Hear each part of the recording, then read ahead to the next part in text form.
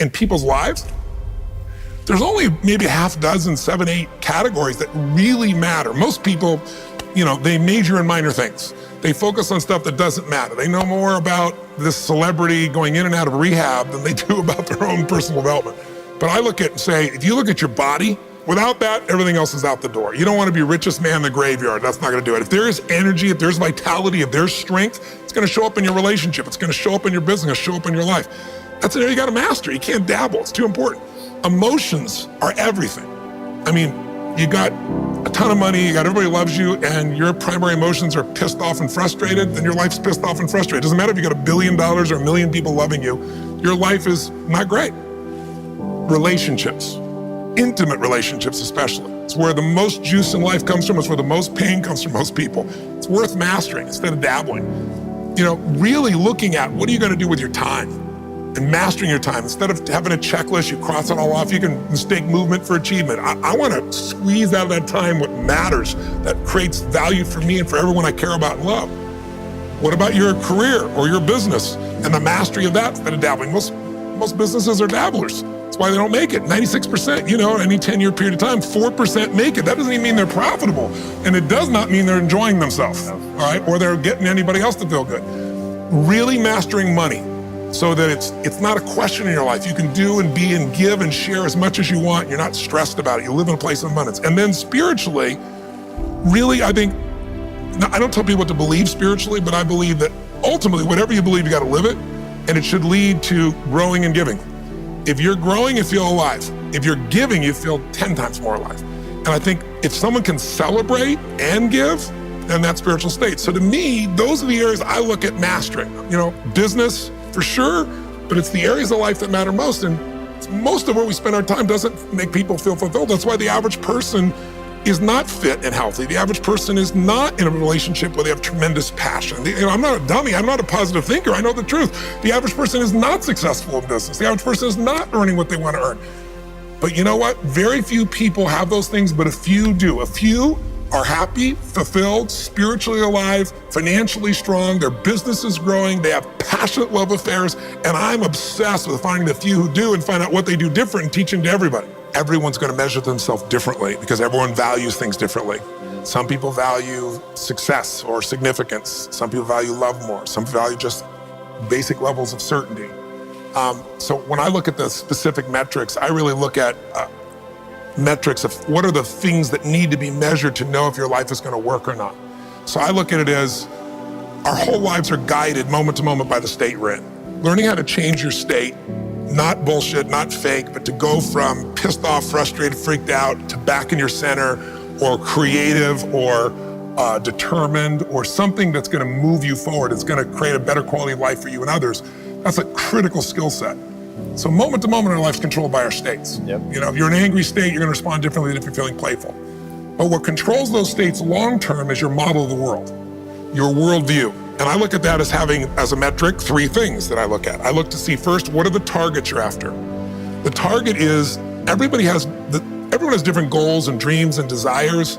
But as I traveled around the world to 100 countries, I started going, holy shit, I'm seeing the same problems. What's underneath it? I began to see that there are these same 6 human needs that we all have, the same needs. We all have a need for certainty, that we can avoid pain and we can have some pleasure, some comfort. We all need uncertainty. We need variety or we feel dead inside. If you're totally certain, you're bored. If you have total variety, you're like freak out. And it's not a balance. It's learning which of these you need more as a person. Everyone's developed a different set of values in that area. The need for significance, to feel unique, special, important, the need to feel loved, the need to grow, and the need to contribute. Some people value certainty at the top of their list. That's their center of their target. I don't want to do anything unless I know it's going to work. I don't want to do anything unless it's the same. If you change anything, they freak out. If certainty is the number one thing on your list, everyone has the same needs, but if it's number one, I know how your life's going to be. I can predict the direction of your life and therefore the destination to some extent. If you're driven by love first, you want certainty too, but love is higher, you're going to behave very differently than if you're driven by significance. I have to be the one. So I look to see which of those needs are the top 2 on your list because they control your life. Yep. The 2 that most people have, 90% of the planet, if you said, of all these needs, which one do you really focus on most day to day? Everybody wants love, but what do you focus on? Most people focus on being significant. We live in a Facebook world where people fake their life, put new filters, make it look different than it really is, tell stories that, are totally full of it to make themselves look good. Because we live in this kind of false world where significance is more important than love. And it separates us. And the other one that we see most often is certainty. People want to be certain before they can do something. You couldn't have started a business like you had if you were absolutely certain before you started. You can never build a business with that.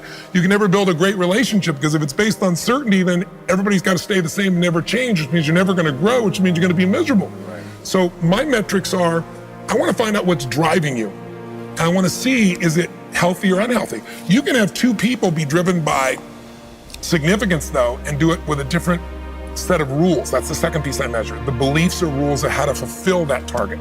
But I want to be more clear about something. An extraordinary life is life on your terms, and there's two parts. Part one to have an extraordinary life is mastering the skill of the science of achievement. How do I take what I envision and make it real? And how do I do that quicker, faster, better, easier? The ability to manifest what you come up with and make it real, like you've done with your company, yes, that's a skill set. I spend an unbelievable amount of time helping people do it faster, quicker, better, showing them the shortcuts, teaching them the strategies, modeling what works so you can save yourself a decade. But I would submit to you that having done this for 38 years with, 50 million people at this stage, I can tell you that the science of achievement, there are a lot of people that are damn good at that, and they still don't have an extraordinary life.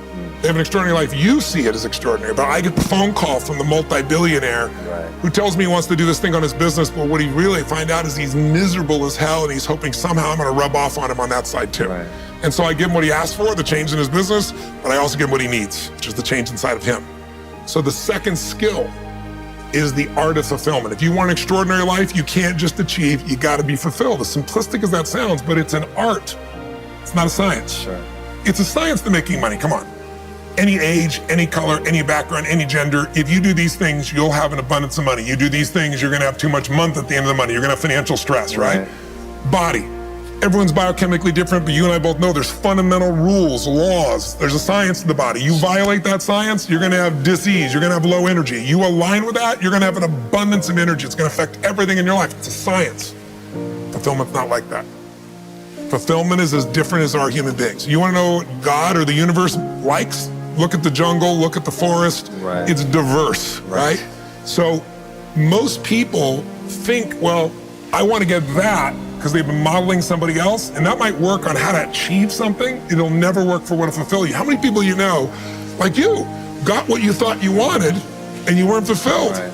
And that, I always tell people, success without fulfillment is the ultimate failure. The ultimate failure, because if you go at something and you fail and you're an achiever, you don't fail. You go, I learned something, I'll just try something else. Right. I'm gonna still get there. But when you succeed and you're not happy, so a perfect example of this, I mentioned in the seminar you were there because it hit me about a year and a month ago, we lost what I consider a national treasure, Robin Williams. And I asked people, how many of you love Robin Williams? Everybody raised their hand all around the world, right? He made people laugh, people were touched by him. So how good was he at the science of achievement? I mean, he wanted to be a great comedian, make the whole world laugh, he did. He wanted to have his own TV show, he did. He wanted the #1 show, he did it. He wanted to make movies, he did. He wanted to have an Academy Award for not being funny. Dramatic, and he did it, right? He did it, yeah. He said he wanted a beautiful family. He achieved everything, and he hung himself. That's crazy. And I know recently someone's saying, well, he had dementia, he had drug abuse, he had alcohol abuse most of his life because he made everybody happy but whom? Himself.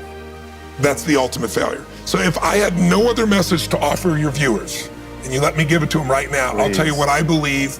I believe our lives are controlled by one force, decisions. I certainly believe in force greater than myself, call it God if you will, grace, whatever you want to call it, the universe. But I also believe it gives us choices. And the decisions we make control us much more than the conditions we meet. It's not the conditions, it's your decisions. Decisions of what to believe, decisions of what to do, decisions of what to give. I say to people, think about, look back 10 years ago, 5 years ago, 15 years ago, and think of a decision you made. That if you would have made a different decision, you'd have a totally different life today. Better or worse, I don't know, but totally different. The most important decision you can make above any on the face of the earth is deciding that no matter what happens in your life, no matter what happens, you're gonna live in a beautiful state. The decision to say, I am not going to suffer. That if suffering arises, pain's one thing, suffering's another. Suffering is when you're like, suffering could be worry, it could be anger, it could be frustration. It's anything that takes you out of a beautiful state. And here's what people don't get. You can end suffering by stop focusing on yourself and focus on something you want to serve greater than yourself. Your children, your wife, your mission, your life. You can get out of it in an instant because the nature of the human mind is to constantly compare things.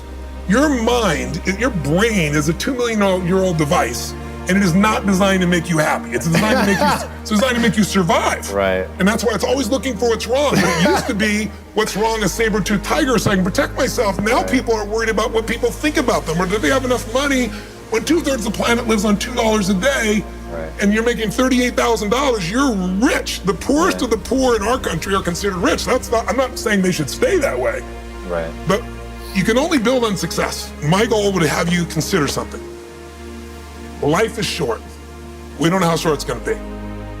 But if you only had a week to live, I bet you wouldn't allow yourself to suffer over a little crap that makes you crazy normally. I think you would probably spend time with those you love, you would do what you love, you'd take awe in a sunset, you'd smell the air, you would take in everything in those final moments that you possibly do. So my thing is, why wait? Right. Why wait? Why not just decide that if I start to suffer, I know the solution, because suffering is me obsessing about me.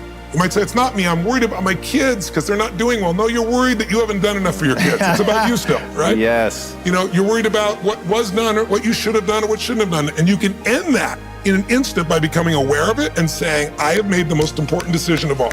Right. I'm gonna live in a beautiful state. Because here's what's gonna happen. Anybody watching, you may lose a family member, you probably will. Somebody may get cancer. Your business the government might change the rules. They might change things radically that you can't even do anything about it. You might go bankrupt. You might get divorced. I'm not saying anybody will, but no one knows what's gonna really happen in your life. Life's full of uncertainty, but here's what you can know. You can decide that no matter what happens, you could have a great time. If somebody like Viktor Frankl can be locked up in Auschwitz and come out of that and experience finding joy in the middle of Auschwitz, then human beings have a capacity they've undersold themselves on. We think that the outside world determines how we feel. If people have to behave a certain way, if your husband or your wife or your kids or your coworkers or whoever, your boss, has to behave a certain way for you to be happy, and if they don't, you're unhappy, then you're always gonna be unhappy, because the more people around you, the more they're gonna change that, because they're all human, right? My invitation is, as great as it is to achieve, more important to enjoy. Right. And if you can enjoy every moment in that state, when you're feeling loving and playful and passionate and curious and awe, you treat other people 100 times better than when you're feeling frustrated, pissed off, overwhelmed, worried, stressed, or feeling sorry for yourself. Right. You're gonna be a better parent, you're gonna be a better lover, you're gonna be a better business person, you're gonna have a better life. So my soliloquy is, decide. Decide today and actually say, what if I cut it off? What if I said, I'm not willing to settle and I'm just gonna live in a beautiful state? Doesn't mean you won't feel bad, it doesn't mean you won't stay there. You instantly change. But what the hell is success? It's hitting an expectation. And I always tell people, man, trade your expectations for appreciation, and it's a whole new world instantly. If you can appreciate this moment, if you can't find ecstasy in this moment, in a conversation with a friend and looking in your wife's eyes, being with your children, going on a run, if you can't find ecstasy now, I'm here to tell you, more money, more people, more love, more business, more anything is not gonna give you more ecstasy. If you can't do it here now, you're not gonna do it there when you got more. So why not do it now and have a rich life right now? I tell people, money, that's one thing. Like having financial abundance, there's skills, that's a science. But wealth, it's a decision. It's like you can be wealthy right now. I live in Fiji a good portion of the time. There are these villagers there. They're the richest people I know. They're happy, they laugh, they love, they don't give a damn about the economics. Other people say they're poor. When I first went there, I was trying to do things for them. They're like, what are you talking about? I'm so happy.